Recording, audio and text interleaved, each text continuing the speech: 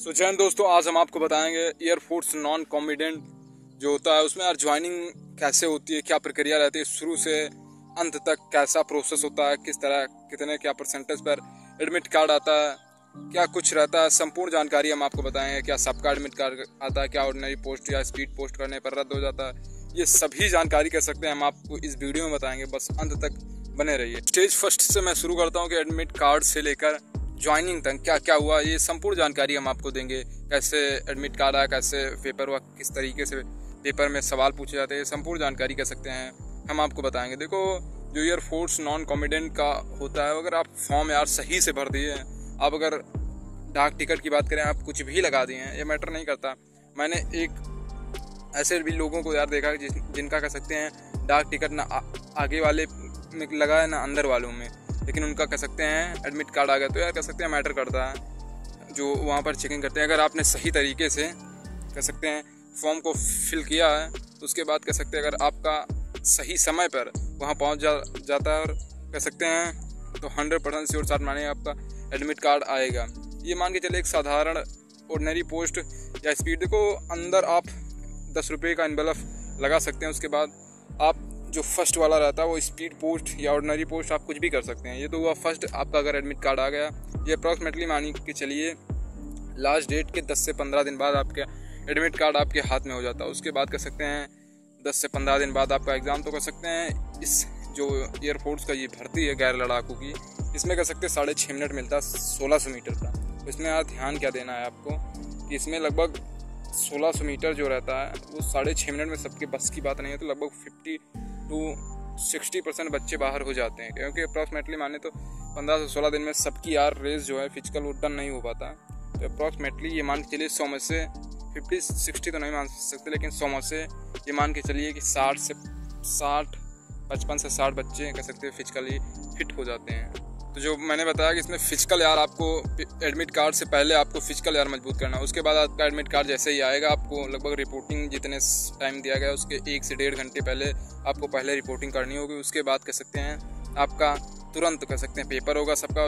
लगभग minimum criteria रहता है 10 या 12 नंबर ऐसा रहता है, क्योंकि वहाँ पर नंबर अप्रॉक्सीमेटली नहीं बताया गया था।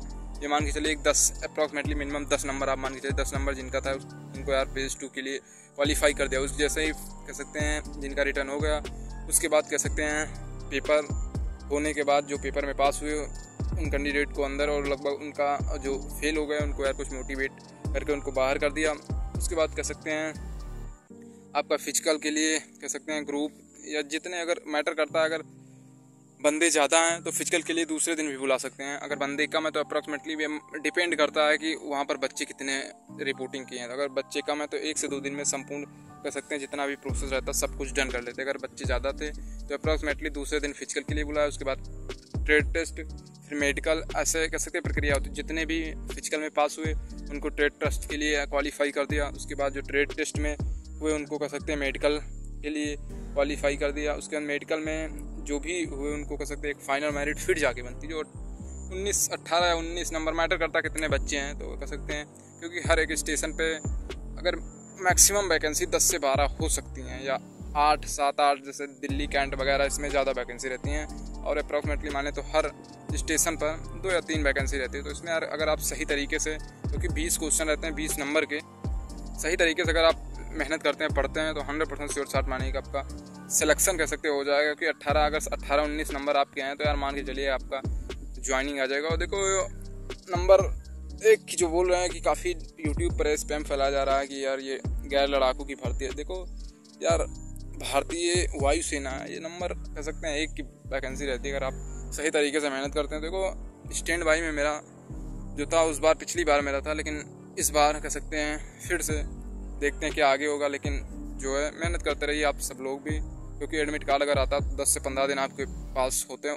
लगभग कोई रहता है कि 2 से 3 दिन बाद भी एडमिट डाक खाने के कर्मचारी रहते हैं डाक खाना के, या जो पोस्टमैन रहते हैं, वो कह सकते हैं 2 से 3 दिन डिले भी देते हैं। तो इससे कह सकते हैं जो तैयारी में वो कह सकते हैं डिले हो जाता है। इसलिए आप तैयारी भरपूर रखिए, और कह सकते हैं फिजिकल की या रिटर्न की तैयारी आप मजबूत रखिए। ट्रेड टेस्ट यार नॉर्मल होता है। देखो एक कह सकते हैं जो हाउस कीपिंग और हॉस्पिटलिटी में पूछते हैं कि सब्जियों के 5 सब्जियों के नाम बताइए, सब्जियां कैसे बनाई जाती हैं या उबाली जाती, कैसे काटी जाती है। ऐसे लगभग हाउस कीपिंग में, ट्रेड टेस्ट में लगभग कह सकते हैं घास काटना, सफाई करना, ये सब इसी तरीके से जो ट्रेड आपके लिए उसके थोड़ा बहुत आप आसपास उसके आप पढ़ लीजिए, 100% ट्रेड टेस्ट में आपका हो जाएगा। उसके बाद मेडिकल में आपका ECG वगैरह में लोग ज़्यादा बाहर हो जाते हैं, इसलिए आप कान की सफाई हो, ज़्यादा वहाँ परेशान नहीं होना, नॉर्मल सा टेस्ट होता है, आपका 100% श्योर शॉट हो जाएगा। उसके बाद जो आता है रिटर्न में आपको यार मेहनत करना पड़ेगा, और रिटर्न में आपका 18 नंबर आपको अप्रॉक्सीमेटली लाना पड़ेगा।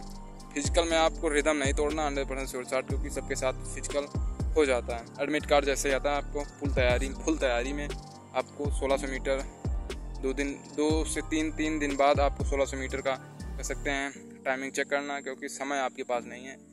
100% श्योर शॉट आपका सिलेक्शन हो जाएगा, क्योंकि गैर लड़ाकू नंबर 1 की वैकेंसी हो। देखो ज्वाइनिंग जो एयरफोर्स एक्सगुआई ग्रुप वाले, उन्हीं के साथ लगभग ज्वाइनिंग भी इनकी हो जाएगी। तो ये यार वैकेंसी नंबर 1 की अगर आप सही तरीके से मेहनत करते हो तो 100% श्योर शॉट माने एक बार सिलेक्शन हो जाएगा। ये जानकारी आपको कैसी लगी कमेंट्स में ज़रूर बताएं। जय हिंद।